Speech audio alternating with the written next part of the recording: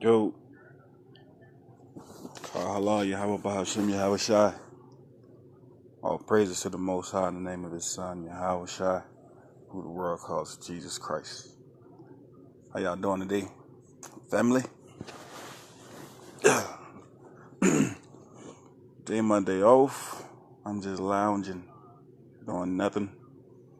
Did a little studying, a little reading. If y'all see my post I put on my page a few minutes last night, y'all will see I don't do nothing on my day off. At least I try not to. I work hard, so I try to relax.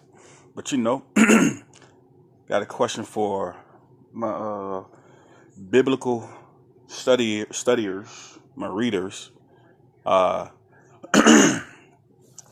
Galatians 3:28. Galatians 3:28. That's one of the famous Christian verses that everybody pull up. Galatians 3:28. To the Jew and to the Greek, there is no difference between the Jew and the Greek, right? But my question is Nova. What's up, brother? My question is to the Jew and to the Greek, and there is no difference between the two, right? At least that's what we believe the scripture saying. There's no difference between the Jew. There's no difference between the Greek. But then, when you keep reading the whole verse, it says male and female. There's no difference. So, man, the only reason I pose these questions is because I want everybody, including myself, all who's supposed to have an understanding, all who is called and chosen to do the Most High's will. I want everybody, man, get in them books, man, and really study for yourself and see what the scriptures are really saying versus being told what they say and then going into the scriptures to actually find already what you've already been told. It's like you're not really learning anything. You're not really researching. You're not really coming to a knowledge of a truth. You're just going to search and find what you've already been told. I'm going to give you a good example, and I'm going to get back to the point. I ain't going to make this long. So a good example. Let's just say somebody say, hey, man, that dude got an anger problem. He got an attitude problem. And so now every time you're looking at this man, that's what you're looking for. So the guy may not really have an anger or attitude problem, but let's just say you watching this dude all hard, right? Because that's what you've been told, and that's what you're looking for. And somebody walk by and step on his foot. It's a silly example. Just bear with me.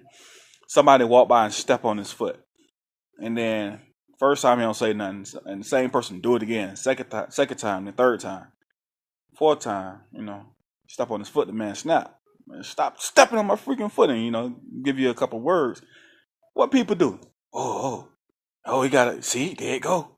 That's what people do. You're only looking for what you've been told to look for. You're not looking for facts of, well, any person would probably be agitated or annoyed because you kept stepping on my foot. I mean, we all got limits. We're not looking at the common sense part of things. We're only looking for what we've been told, what we've been indoctrinated with, and what we've been brainwashed to. That's all we look for.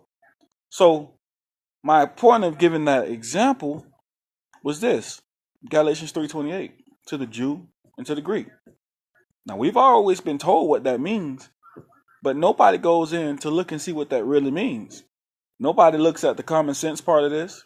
Nobody reads the whole scripture, Nobody reads the other scriptures.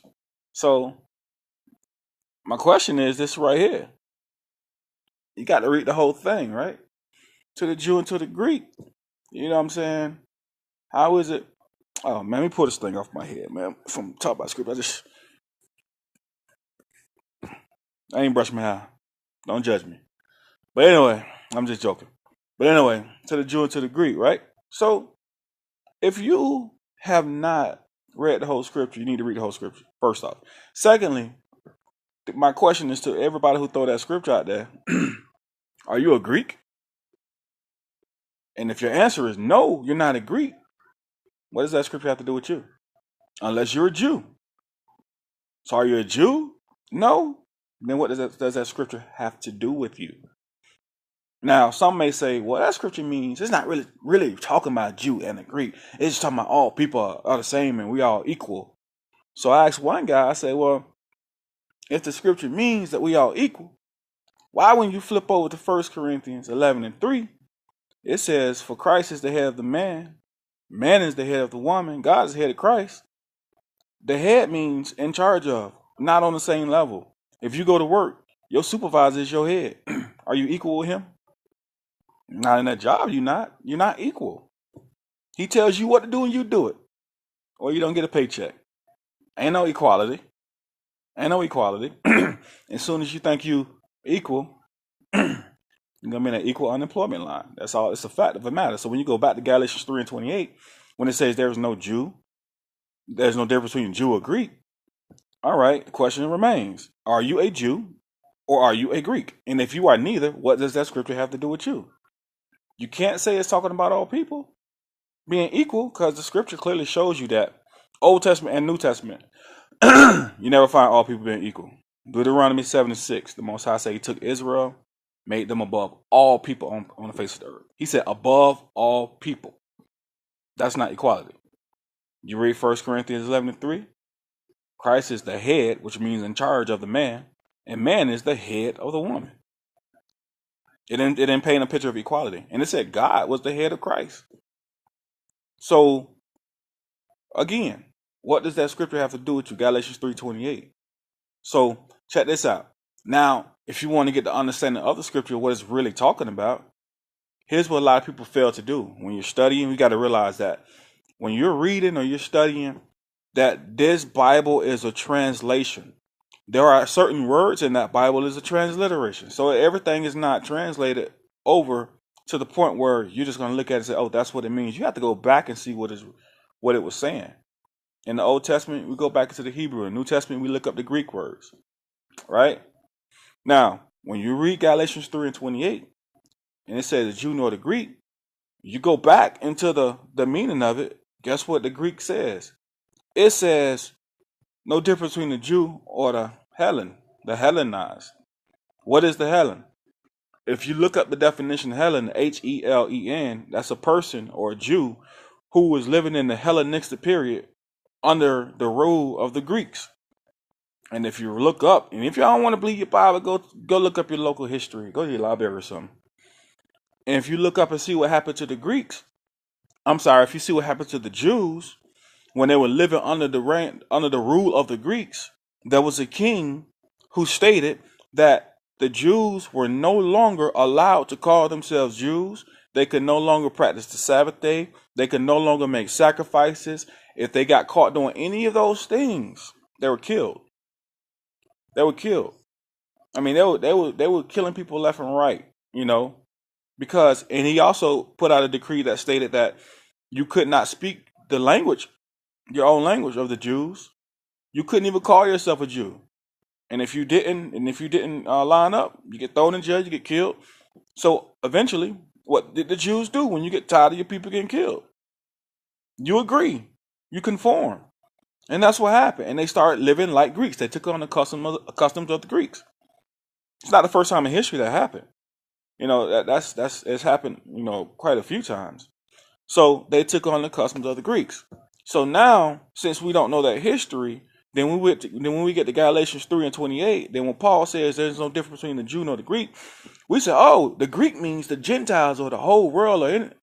He said Jew and Greek. He specifically said Jew and Greek. So if you believe that, if you're going off those specifics, if you're not a Jew nor a Greek, it has nothing to do with you. If you're from Poland or Russia or Greenland or Britain, what does it have to do with you? You're not a Jew or a Greek, right? But when you look up the word Greek and see what it means, it's Hellen, which is a Hellenized Jew. And you look up the definition, is the Jew that was living by Greek customs, who adopted Greek customs. So when you read the letters of Paul, especially when people read Gentiles or Greek, they swear Paul's writing to the whole world.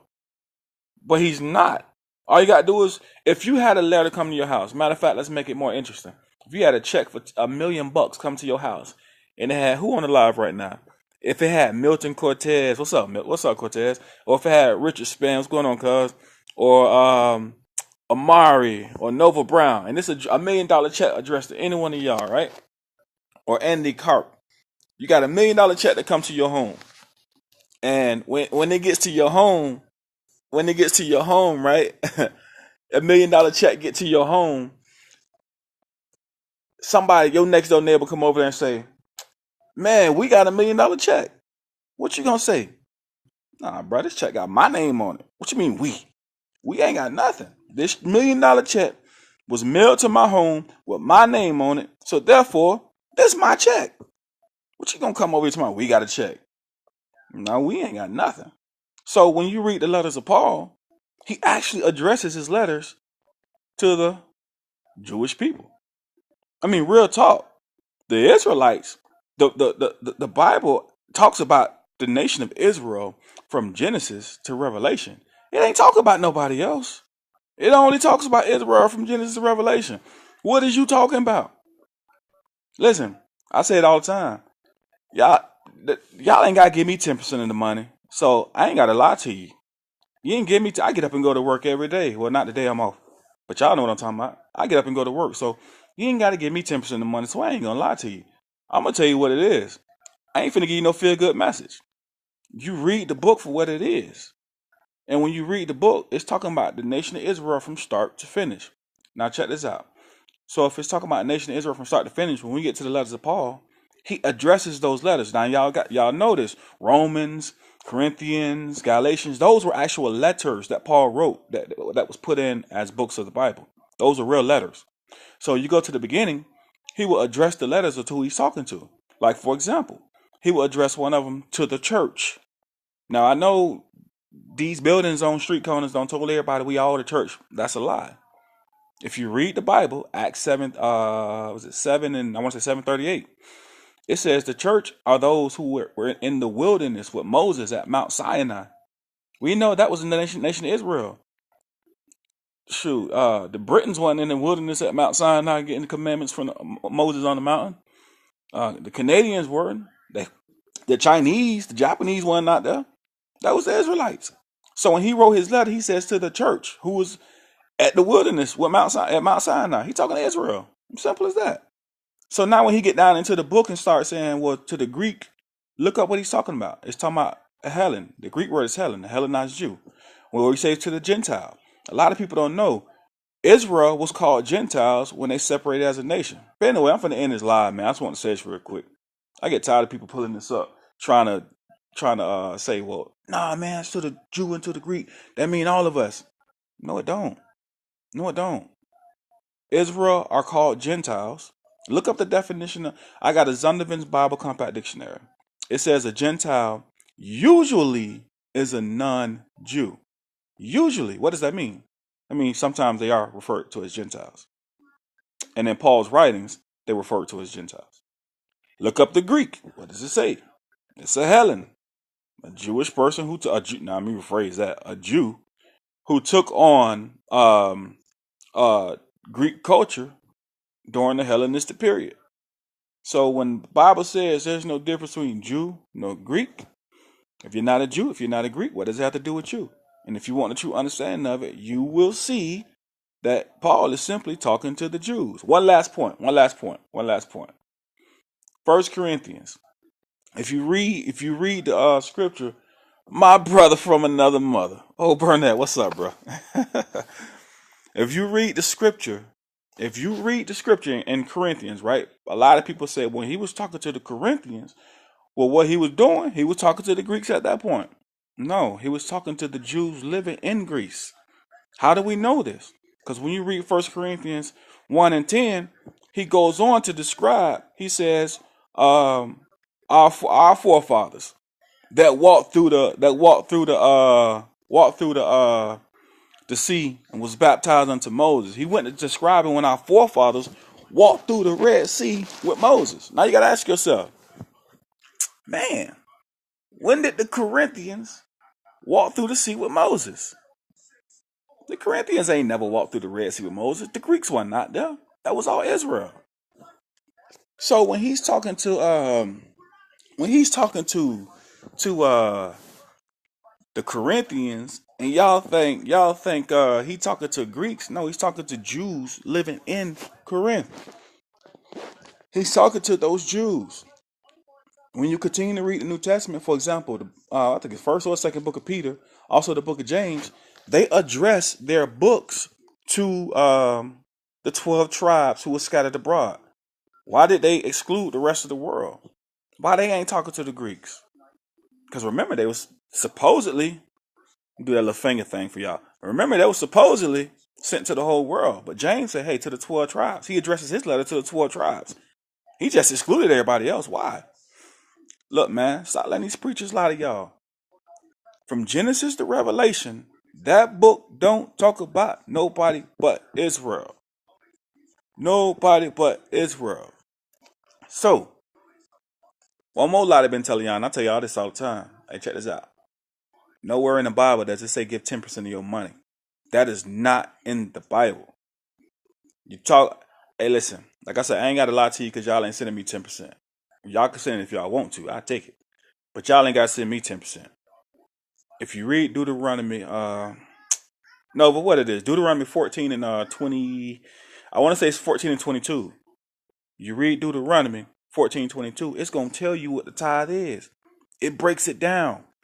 The tithe was like wine, corn, oil, flocks, herds. It was food. It never had anything to do with money. Now they're gonna lie to you and tell you that there was no money back then, so they used that then and we use money now. But then just read Deuteronomy, I want to say 6 and 2. Or was it 2 and 6? I get my numbers backwards sometimes. But you're gonna see when Israel was coming out of Egypt, walking through the different lands, that the Most High said, hey, go over there and buy water. Go over there and buy food with your money. They had money.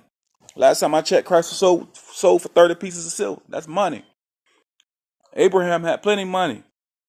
So money was in existence back then. We had a currency. But the tithe was never considered money. Also, the tithe was supposed to be paid in Jerusalem. He said, where I should go pay your tithe, bring your tithe to the place where I should place my name. 2 Corinthians 6 and 6, 2 Chronicles 6 and 6 says Jerusalem was the place that he placed his name. So stop letting them lie to you.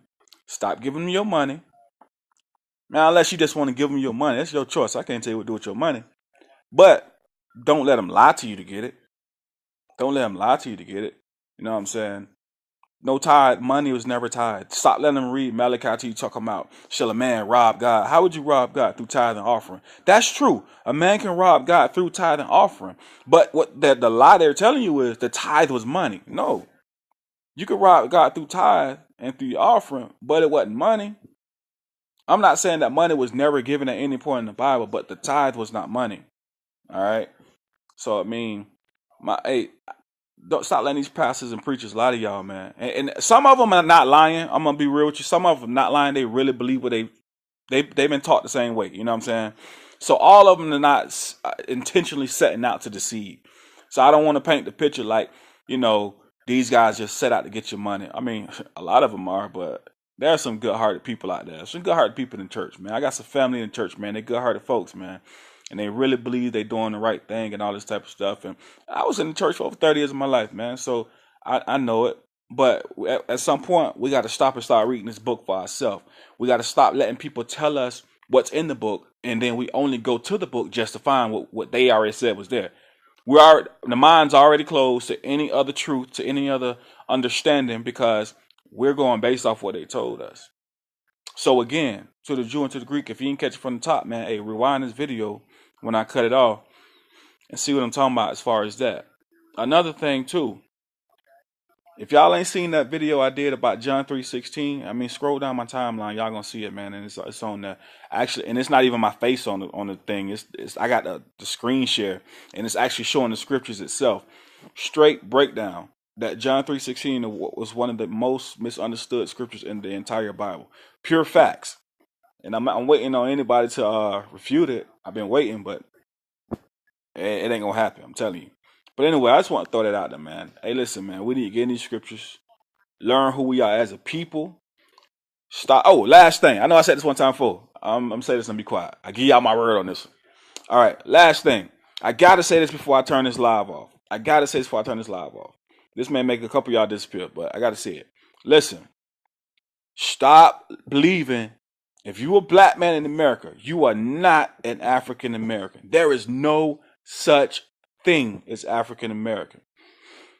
If you a black man in America, you are the real Jew that the Bible talks about. Why do I say that? Let me couple quick facts. I'm done. Let me hold your attention for a couple more minutes. I'm done. Check this out. Africa and America are two continents, right? They're two continents. America was named after Amerigo Vespucci. That's a white guy. We're black. Africa, Leo Scipio Africanus. That's another white guy. So they put those two names together and say you're African American. Mind you, you were not called African American until 1989 when Jesse Jackson fought for you to be called African American. What were you before 1989? I was born in 1980, right? So if I'm born in 1980, for 9 years of my life, what the hell was I? Just black, I guess. I don't know. Coon, nigger, whatever. I don't know. Whatever they called us, I guess. But there was no such thing. Now, really quick, fact. There's a book that was written, a study that was done in the 1800s. It's called The Black Image in the White Mind. And it was a professor from Harvard, Egyptologist, and another scientist. What they did, they were setting out to prove the origin of the different races, right?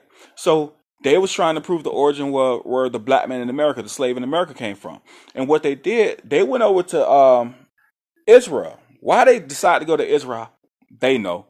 But while they went to Israel, they went over to Israel, and they got these skulls and different things, and the Egyptologist who was working in Egypt linked up with the other guy, and they took the bones of the ancient Israelites and they compared them, the skulls and stuff, to the ones that was in bones of the Africans, the Egyptians. And what they found were the skulls were completely different. The skulls of the Israelites were actually bigger than the skulls of the Africans. So then what they found was they found ancient Israelite bones over in Egypt where we served captivity. They compared the two, and it was a match. Of course, we know that, right? Because the Bible said the Israelites was in captivity in Egypt, so we know that should be a match. But here's the kicker. They came over to America, compared those same Israelite bones, those same ancient Israelite skulls to the skulls of the slaves. And guess what? Ding, ding, ding, 100% match. And they concluded in this book, The Black Image in the White Mind, buy the book, read it. They concluded in this book that the black man in America is the same man that served servitude or captivity in ancient Egypt. Who was that? That was Israel. Ask yourself, why when Harriet Tubman was named as a child, her original name was not Harriet Tubman. It was Armanata, which means noble one. That's a Hebrew name. Ask yourself why all the Africans, so-called Africans, were calling themselves Israelites, making places called Israelite Hill, saying we are the true people of the book. Man, there was a reason you was getting beat and your name was being whipped off you. You were not supposed to know who you were. That's why you don't have a real nationality. You call yourself African American. You black as night, but calling yourself a nationality after two white dudes. But anyways, listen, I just want to throw that out there. I ain't gonna talk all day. Cuz, what's going on, man? Hey, listen, I'm finna end this live. Hey, shalom, peace be y'all, man. Blessings. You know what I'm saying? Hey, look, man, keep these commandments of the Most High. We see times are getting bad. Hey, pray for our so-called Mexican brothers and sisters, man. Them my brothers and sisters. They taking their kids from, man, and I couldn't imagine how, that must feel, man. So, hey, y'all pray for these people, man. They say they taking them because they come into the country illegal. But we got to realize and remember, man, we love to try and forget history. But the people taking the kids from them who they say are illegal have illegally obtained this country themselves by the bloodshed and slaughter of millions upon millions of people. So it's a huge hypocrisy to try and take somebody's kids because you say they're illegal. All right. But anyways, y'all pray for them, man. And man, keep these commandments, man. And time is winding up, man. So peace and blessings be to y'all, man. Hey, look. Hey, call halal, Yahweh Bahashim, Yahweh Shah. All praises to the Most High. In the name of his son, Yahweh Shah, who the world calls Jesus Christ. Hey, peace and blessings and love be to all y'all.